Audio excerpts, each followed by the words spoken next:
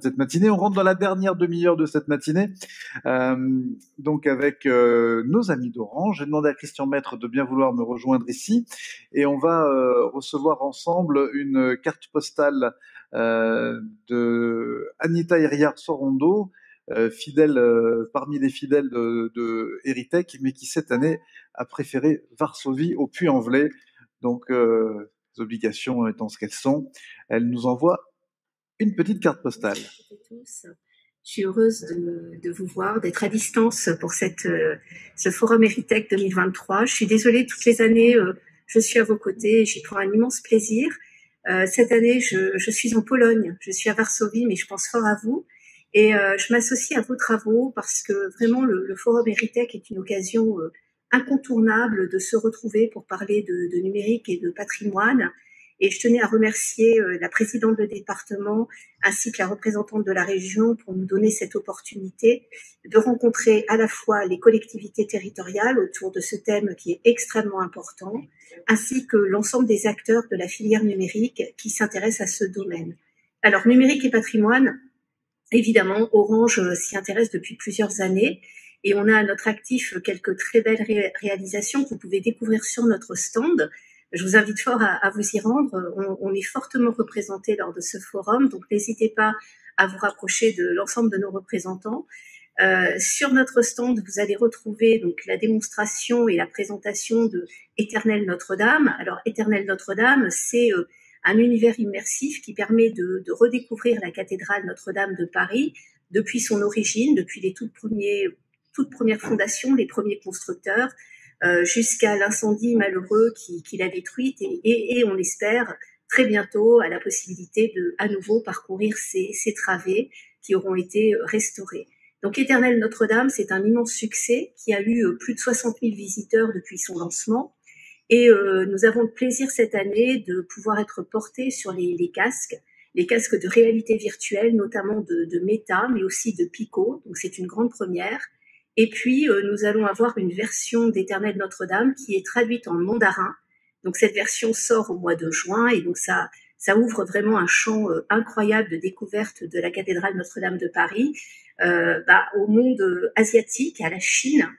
Donc, c'est véritablement une expérience qui est incontournable aujourd'hui, qui s'inscrit dans le cadre de l'intergénérationnel, puisque c'est ouvert à tous. Et qui permet d'avoir un accès très très simple, et très facile et très documenté à l'histoire de Notre-Dame de Paris. Et puis nous avons une deuxième présentation qui est Augmented City, qui est un guide de visite qui est à la fois virtuel et physique et qui permet d'évoluer dans différents espaces urbains ou non urbains d'ailleurs pour en découvrir toutes les subtilités et l'histoire. Donc vous avez à disposition ces deux présentations qui représente un petit peu l'état de l'art que nous avons aujourd'hui. On a énormément de domaines de recherche et on travaille évidemment avec l'ensemble des acteurs du secteur et notamment les startups pour cette valorisation du patrimoine au travers du numérique. Donc voilà, je suis vraiment encore une fois très heureuse de pouvoir être à distance avec vous. Voilà, le numérique c'est aussi ça, c'est aussi pouvoir passer des messages, se rencontrer, se voir et presque se toucher à distance. Donc j'espère vraiment que les travaux de cette année seront tout aussi riches et j'en suis persuadée que les années précédentes et j'ai hâte de découvrir tous les échanges et tout ce qui va être fait en différé à travers la plateforme que Sébastien met à notre disposition. Sébastien que je remercie également pour toute l'efficacité de sa démarche et tout le plaisir qu'on a à travailler ensemble. Voilà, je vous souhaite un très bon forum et je vous dis à très bientôt. Au revoir. Merci Anita. Christian, Augmented City, territoire d'événements. Aujourd'hui, il y a une réflexion de fond menée par Orange sur la manière de valoriser nos territoires à travers leur patrimoine notamment. Est-ce que vous pouvez nous en dire un peu plus à la fois sur ce qu'on va voir en termes d'expérience sur le stand, mais aussi sur la stratégie territoire d'événements? Oui, tout à fait, Sébastien. Déjà, merci pour l'invitation. Effectivement, je remplace avec à mon niveau, même si c'est moi qui dirige l'ensemble de toute la partie stratégie innovation des territoires pour Orange. Anita, qui est la référence chez nous, effectivement, comme tu le sais très bien, dans notre secteur des territoires. Donc merci encore de l'invitation, merci aux représentants, aux élus de nous avoir aussi invités. Alors, qu'est-ce qu'on va voir sur le stand aujourd'hui? Deux choses. Bon, Anita l'a déjà bien défloré. La première chose, c'est éteindre Notre-Dame. Bon, je pense que tout le monde le connaît, je vais pas en faire plus que ça. C'est quand même un élément essentiel, merveilleux de comment le numérique peut vous aider, peut nous aider, peut aider nos enfants, nos diverses générations à comprendre ce qu'était le travail qui a été réalisé par les différentes générations qui ont construit un élément majeur de notre moine qui est Notre-Dame. Ça, c'est vraiment quelque chose d'exceptionnel. Je crois qu'il n'y a pas beaucoup de choses comme ce schéma-là. Alors, on est heureux, nous, Europe, d'avoir participé. On l'a pas fait tout seul, bien évidemment. On a beaucoup de partenaires sur le sujet. Mais effectivement, c'est vraiment quelque chose d'exceptionnel à montrer, à démontrer. Il y a plein de choses sur YouTube. Allez le voir. On ce n'est qu'un teaser ici, parce que je crois que le film complet, c'est 45 minutes. C'est vraiment, on est dedans, à l'époque. On voit ce qui se passait. C'est exceptionnel. Encore une fois, vous allez me répéter, mais c'est vraiment le sujet. Deuxième chose, Augmented City, alors c'est tout à fait autre chose.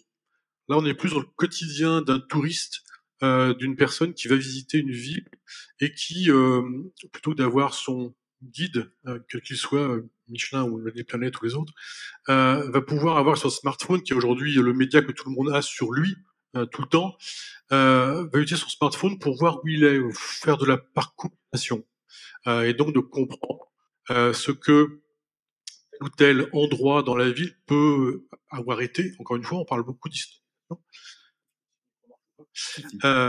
Et donc de donner à tout instant, dans un parcours particulier qui a été scénarisé, la vision d'une époque, explication de texte sur un bâtiment, une vidéo éventuellement. Alors aujourd'hui, on a quelques villes qui ont été scénarisées, ou quelques quartiers de villes qui ont été scénarisés, Paris, Toulouse, et puis à l'étranger, Anvers.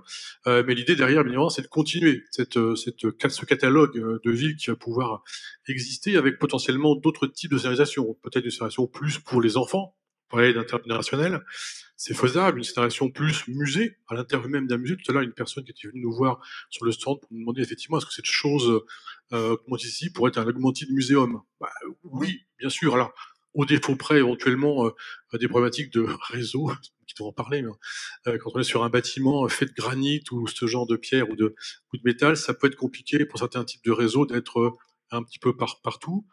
Augmented City, c'est aussi une capacité à être embarqué sur le téléphone. C'est vrai qu'on s'abstrait un petit peu de cette problématique-là, mais malgré tout. Donc allez voir, c'est vraiment intéressant sur cette façon de voir l'avenir. Beaucoup d'autres stands sont un peu semblables. C'est effectivement aussi notre capacité qu'on a, nous, d'engager des partenaires avec nous. C'est-à-dire que Orange ne fait pas tout. Orange est là pour regarder ce qui est aujourd'hui un petit peu l'état de l'art dans le domaine du numérique et du patrimoine et de la culture et des événements. Et donc, notre objectif à nous, c'est de repérer, de voir avec les partenaires comment est-ce qu'on peut travailler ensemble et puis après de produire. Je dirais que souvent, la problématique, elle n'est pas tellement la technique aujourd'hui. La technique, on en a beaucoup, peut-être même beaucoup trop. On ne sait même pas forcément comment adresser certains sujets. C'est plutôt le contenu, c'est plutôt réaliser du contenu, éditorialiser, scénariser, où là, il faut des idées, et puis il faut du budget. Je suis très heureux de comprendre qu'il y a effectivement des budgets qui sont alloués dans la subvention pour cela. On a beaucoup travaillé avec les collectivités depuis 2 ans, maintenant 3 ans presque, sur France Relance, sur France 2030, pour aussi voir comment est-ce qu'on peut aider les collectivités à s'intégrer dans des schémas de subvention, pour que derrière les projets puissent naître. Ça, c'est vraiment une des problématiques qu'on a relevées, c'est les idées, on n'en manque pas. Elles sont souvent un peu cachées au fin fond des collectivités, dans des zones où chacun ne sait plus trop comment sortir de sa collectivité pour les mettre en œuvre.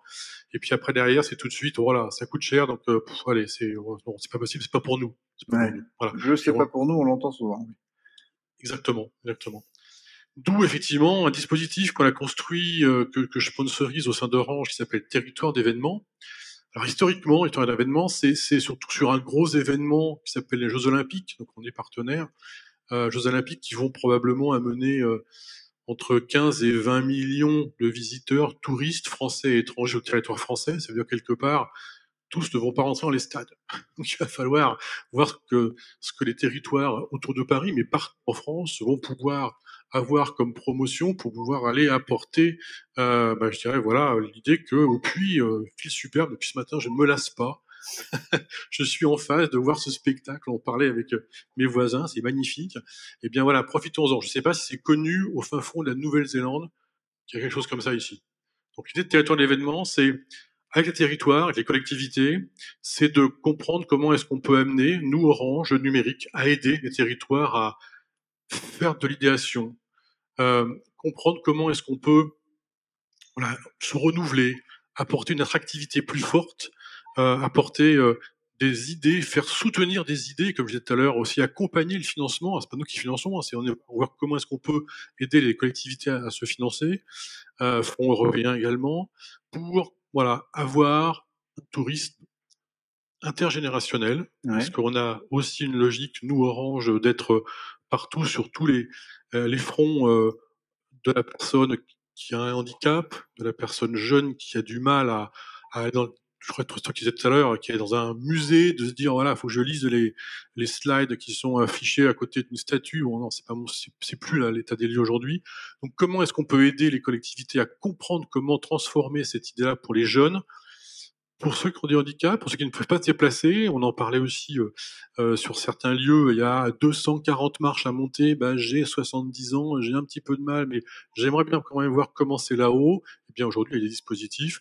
Voilà, tout ça, c'est ce qu'on essaie de faire pointer du doigt avec les collectivités. Donc aujourd'hui, on fait en gros, Théâtre d'événement, c'est un dispositif de séminaire pendant une demi-journée, une journée.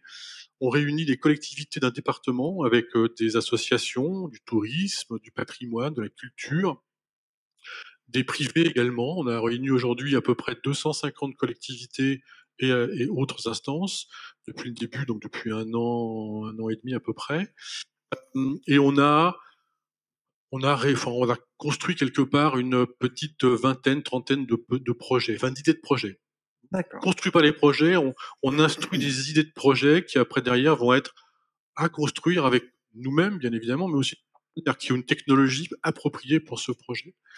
Donc voilà, fort de ça, aujourd'hui, typiquement, dans 2 semaines, pas très loin d'ici, à 1h30 à peu près, à Saint-Romain-en-Galles, on a un dispositif théâtre d'événements qui se met en place, donc une demi-journée sur patrimoine et gastronomie.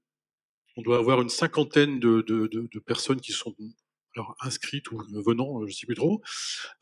Objectif, c'est de faire de l'idéation sur comment le patrimoine de Saint-Romain-en-Galles, qui va être en restauration pendant quelques années, sera malgré tout visible en France, sur place, de partout, grâce au digital.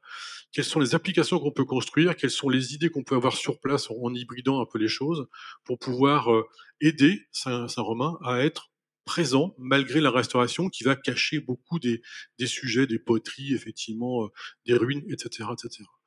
Et donc on joint patrimoine et gastronomie, puisque c'est aussi un territoire gastronome. Voilà. Et c'est un patrimoine, la gastronomie. Merci. Merci beaucoup, Christian Maître. On vous applaudit. Merci je vous rends à votre vous liberté. tous.